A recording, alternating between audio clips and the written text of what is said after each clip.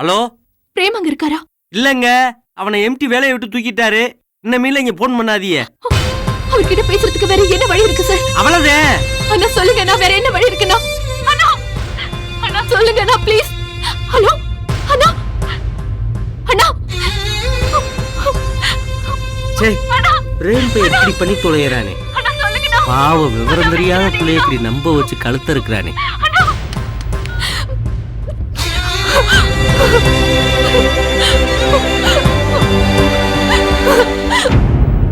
அப்படியா? சரி சரி. வணக்கங்க ஐயா. வணக்கம் ஐயா. வர சொன்னீங்களா? ஆமாம்மா.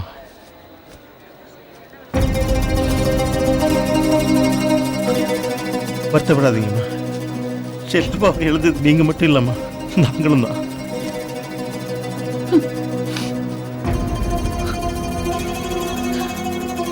எல்லாம் எங்க விதி ஐயா. மறக்கணும்னு நினைக்கிறேன், ஆனா என்னால முடியல. 25 வருஷத்து வாழ்க்கை இப்படி எடுத்து போச்சு. ஐயா, எப்படி இருந்த எங்க அண்ணி இப்ப எப்படி ஆயிட்டாங்க? வருத்தப்படாது. தம்பி, எங்களுக்கெல்லாம் நீதான் ஆறுதல் சொல்லணும். நீ எப்படி உடஞ்ச எழுத இப்படி கண்ணத்தோட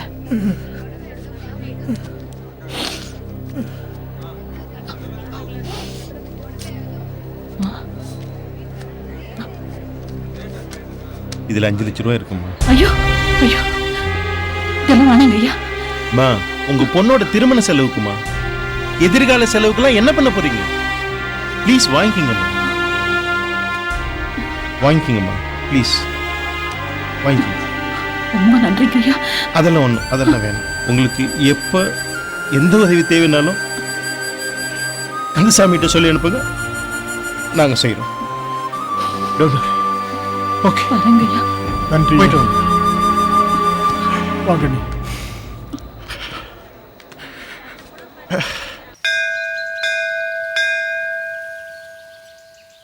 என்ன கல்யாணி, ஏதோ மலரை பத்தி ஒரு முக்கியமான விஷயம் சொல்லணும்னு கூப்பிட்டு இருந்தியே, என்ன விஷயம் கல்யாணி? நம்ம மலர அந்த ரோஜி டிவி கேம்பரர் பிரேம் நம்ப வச்சு கழுத்தறுத்துட்டான். அறிவு, நீ என்ன சொல்றன்னு புரியல. நம்ம மலரை காதலிக்கிறதா சொல்லி தடாகத்துல உள்ள தாமரை மலர் போல இருந்த நம்ம மலரோட மனச காத்துல சிக்கின காத்தாடை போல அலபாய விட்டுட்டான். மலர் பிரேம் ஃபோன் பண்ணுச்சா? பண்ணாலே, ஆனா அவளுக்கு லைன் கிடைக்கல. அப்புறம் அவன் வேலை செய்யற ரோஜா டிவிக்கு கால் பண்ணா. அவன் அங்க வேலையை விட்டு தூக்கிட்டதா சொன்னாங்க. பிரேம் எதுக்கு வேலையை விட்டு தூக்குனாங்க? பிரேம் வந்து பெண்களோட விஷயத்துல படு மோசமா நம்ம மலர் மாதிரி பல பெண்களோட வாழ்க்கையை கெடுத்திருக்கான். அந்த அப்பாவி பெண்களோட வரிசையில நம்ம மலரும் ஒரு எண்ணிக்கை. இப்ப நான் என்ன செய்யணும் கல்யாணி? விதி அறிவு, நீ அவளை கர்ப்ப கிரகமா சுத்தி வர. ஆனா அவ உன்னை சாதாரண பக்தனா கூட பார்க்காம கோயிலுக்கு வெளியே நிக்கிற காவலாளியா பாக்குறா. ஆடு கசப்பு கடைக்காரனை தான் நம்புமா. நாம செய்ய வேண்டியதெல்லாம் நம்ம ஃப்ரெண்ட்ஸ் எல்லாரும் ஒன்னா சேர்ந்து இந்த நேரத்துல அவளுக்கு ஆதரவா இருக்க வேண்டியதுதான். மலருக்காக நான் என்ன வேணாலும் செய்வேன். வணக்கம் சார். என்னையா இவ்வளவு லேட்? பேப்பருக்கா வெயிட்டிங்கயா? பேப்பரை பாருங்க சார். ஹெட் நியூஸ் உங்க பையன் நியூஸ். ஹெட் நியூஸ் என் பையன் நியூஸ். கமலா, படிச்சு படிச்சு சொன்னேனே கேட்டியா? இடம் கொடுக்காதேன்னு சொன்னேனே கமலா. என்னங்க பாரு, உன் பையன் என்ன காரியம் பண்ணிட்டு வந்திருக்கான் பாரு. அப்படி என்ன ஊர் உலகத்தில் இல்லாத என் பையன் பண்ணிட்டான்? முட்டைன்னா தெரியும். ஒன்னால தாண்டி அவன் இவ்வளவு தூரம் கெட்டு போயிருக்கான். ஏய் பிரேம், பிரேம், என்னப்பா டென்ஷனா இருக்க? எல்லாம் ஒன்னால தான்டா. நான் என்னப்பா பண்ண? என்ன பண்ணியா ராஸ்கல்? வர்றா. இதெல்லாம் நீ பண்ண வேலை தானே? ஆமா, நான் தான் கொடுத்தேன். என் பிரியாவை கெடுத்த மாதிரி எல்லா பொண்ணுங்க எடுத்துட்டு அதை பார்த்து நான் சும்மா இருப்பேனா? என்ன பண்ணுவேன்? ஏய், உன்னை கொல்லாம விட மாட்டேன். ஏய், யார் மேல கை வைக்கிறா? யார் மேல கை வைக்கிறா? அடி கொல்லுடா. விடுங்க, விடுங்க, கை வைக்காத. விடுங்க, விடுங்க சார். சார் விடுங்க. சார் விடுங்க. சார் விடுங்க. விடுங்க சார். யார் மேல? சார் இந்தாங்க மேடம் ஃபோன். கொன்னுடுவா. சார் ப்ளீஸ் உட்காருங்க. சொல்லுங்க மேடம். பாருங்க சார். பிரேம், நீ முதல்ல வெளிய வா. இதோ வர மேடம். காஞ்சனா மேடம் பாத்துட்டு வந்து உன்னை வெச்சுக்கடா. போடா, போயிட்டு வந்து பேசிக்கலாம். சார் உட்காருங்க சார். லூசா சார் இவன்? மேடம் பாத்துக்குவாங்க சார், நீங்க உட்காருங்க.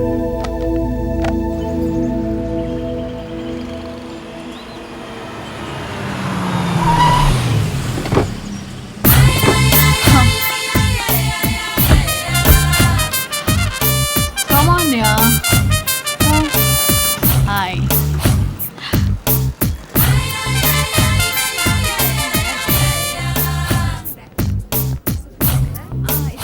நீங்க மட்டும் கால் பண்ணலன்னா அவனை கொண்டு இருப்பேன்.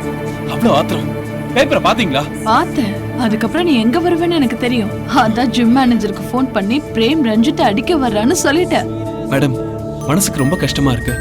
ஜாலியா சுத்திக்கிட்டு இருந்தேன். என் பேரை பேப்பர்ல போட்டு நார் அடிச்சிட்டான். மேடம், வீட்டுல வேற எங்க அப்பா என்ன கை கழுவிட்டாரு. என் மூஞ்சிலே முழிக்காதன்னு வேற சொல்லிட்டாரு. இப்ப இதுக்கு என்ன தீர்வு காண போற? தீர்வை நீங்க தான் சொல்லணும் மேடம். உங்க கையை காலா நினைச்சுக்கிறேன். என்னை கை விட்டுறாதீங்க மேடம். என் வாழ்க்கையே உங்ககிட்ட தான் இருக்கு. கலங்காத பிரேம். இந்த காஞ்சனா இருக்கா, எந்த காரியத்தையும் கச்சிதமா முடிச்சிருவா. எல்லா செயலுக்கும் முடிவுன்னு ஒண்ணு இருக்கு.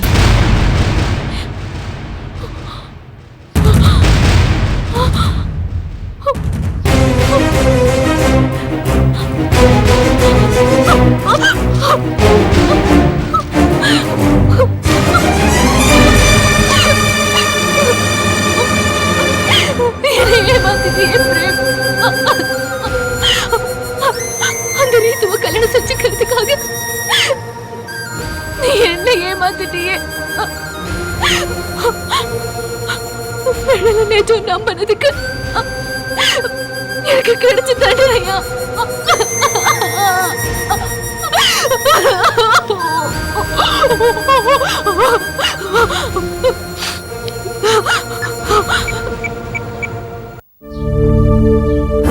கல்யாணி, நான் மோசம் போயிட்டேன்.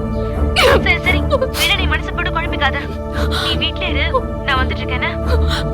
சரிடி, சீக்கிரமா உடனே வந்துடுறேன்டி.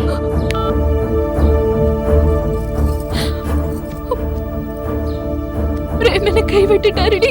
நீ முடிவு பண்ணிக்கிறதா? பேப்பர்லயே வந்துருச்சு. அப்புறம் என்னடி? அதே பேப்பர்ல வதந்தின்னு ஒண்ணு இருக்கு தெரியுமா? இது வதந்தியா? ஏய், நீ இப்பதான் தைரியமா இருக்கணும். அம்மா வேற வந்துட போறாங்க. அழாத, கண்ணத்துக்க. நீ கொஞ்சம் சீக்கிரமா கிளம்பி வாடி. அறிவை வர சொல்லி ஒரு நல்ல முடிவு எடுக்கலாம்.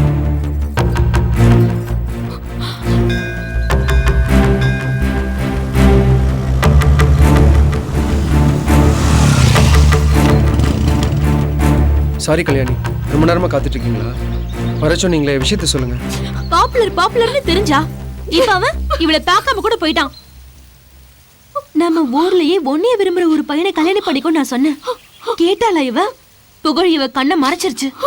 வேலியில போற ஓனான மடியில விட்டுக்கிட்ட கதையாயிடுச்சு. இப்ப மலர் எப்படி நொந்து போயிருக்கும் போது நீ இப்படி பேசக்கூடாது. பிரேம் அவன் கூட ஒர்க் பண்ற பொண்ண கல்யாணம் பண்ண போறான். இவ வாழ்க்கை அவ்வளவுதான். இப்ப கூட மலர் ஒரு வார்த்தை சொல்லட்டும், நான் கல்யாணம் பண்ணிக்கிறேன்.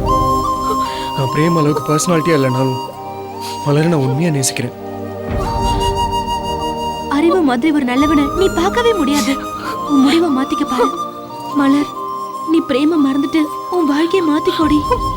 முடியாதுடி. ஏன்? ஏன்னா நான் பிரேம் கிட்ட காதல்ல மட்டும் ஏமாறல.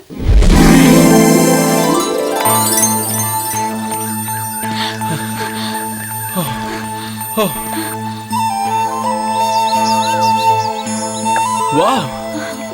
What a beautiful place this is. இந்த மாதிரி ஒரு லொகேஷன் இது வரைக்கும் என் லைஃப்ல பார்த்ததே இல்ல. நிஜமாவா?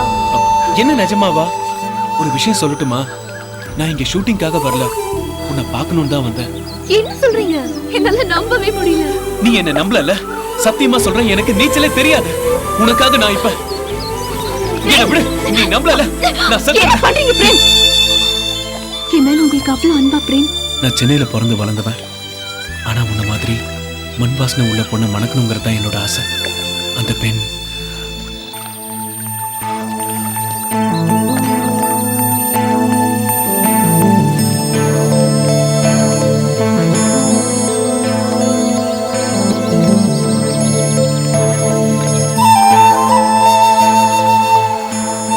நம்ம ரெண்டு பேரும் லோன்லியான இந்த இடத்தை பார்க்கும்போது எனக்கு ரொம்ப சந்தோஷமா இருக்கு. நான் அப்பவே உங்ககிட்ட ஒன்று சொல்லான்னு வந்தேன். நான் நேரடியா விஷயத்த சொல்லிடுறேன். 1000 பேரை கூப்பிட்டு ஒரு திருமணத்தை நடத்தினாலும் ஃபர்ஸ்ட் நைட் அன்னைக்கு அந்த 1000 பேர் பக்கத்துல இருக்க மாட்டாங்க. 4 செவத்துக்குள்ள 20 மட்டும்தான் இருப்பாங்க. அந்த 20 இணைஞ்சாதான் அந்த திருமணத்துக்கே அர்த்தம். ஆமா பிரேம், உண்மைதான். அப்பதான் அந்த இரவு முழுமையடையும், தெரியுமா? அப்போ நாம இங்க இருக்கிறதுக்கு என்ன அர்த்தம் பிரேம்? இன்னுமா புரியல? புரியலையே. புரிஞ்சுக்கிட்டா எதையும் தெரிஞ்சுக்கவே முடியாது.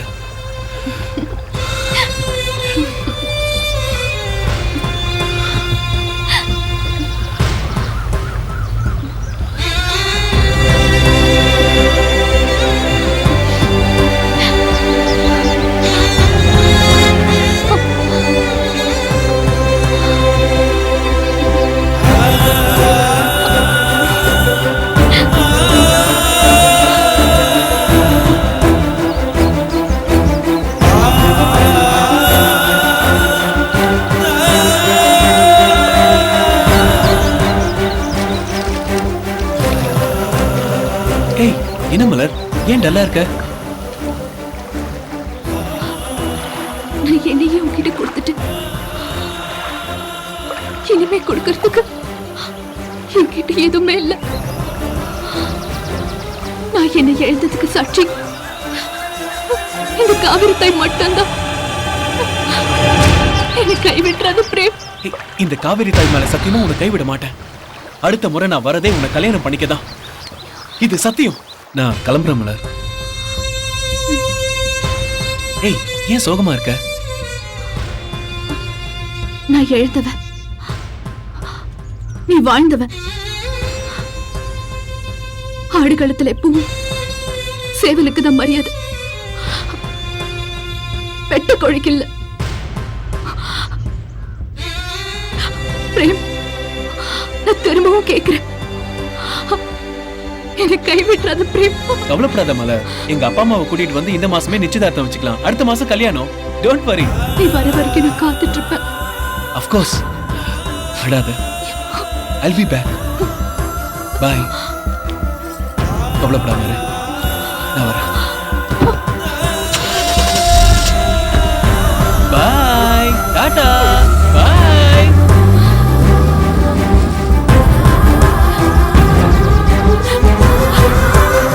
நான் வெக்கத்தை விட்டு சொல்றேன், சத்தியமா இதான் நடந்துச்சு. நம்ம கல்யாணி இப்ப என்னடி செய்ய போற? என் கற்ப கேட்டவங்க கிட்ட நியாயம் கேட்க போறேன். நியாயம் கிடைக்கும் நினைக்கிறியா? கற்ப தெய்வமா மதிக்கிற எனக்கு அந்த தெய்வம் கை கொடுக்கும். இப்ப நம்ம எல்லாரும் சென்னைக்கு போய் பிரேமோட கல்யாணத்தை நிறுத்தணும். அதுக்கு நீங்க எல்லாரும் ஹெல்ப் பண்ணுங்க. மலர், நீங்க ஊருக்கு போகும்போது உங்க சித்தப்பாவையும் கூட சேர்த்து கூட்டிட்டு போங்க. ஏன்னா உங்க அம்மாக்கு தெரியாத இந்த விஷயத்த உங்க சித்தப்பாவால மட்டும் தாண்டி சமாளிக்க முடியும். அவர் வந்தாருன்னா உங்களுக்கு பாதுகாப்பாவும் இருக்கும்ல. நான் உங்க கூட வரலன்னு கோச்சிக்காதடி ப்ளீஸ்.